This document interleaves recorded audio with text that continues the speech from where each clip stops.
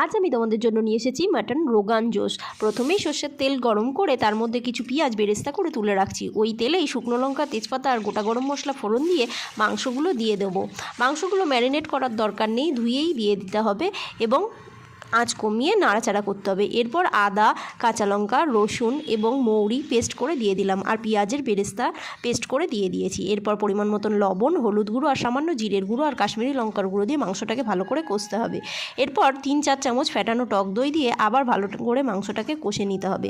পুরো রান্নাটা কড়াইতেই হবে। কষানো হয়ে গেলে তেল বেরিয়ে আসলে খানিকটা গরম জল দিয়ে ঢেকে 45 মিনিট থেকে 1 ঘন্টা রান্না করে নিলেই রেডি হয়ে যাবে মাটন রোগান জোশ।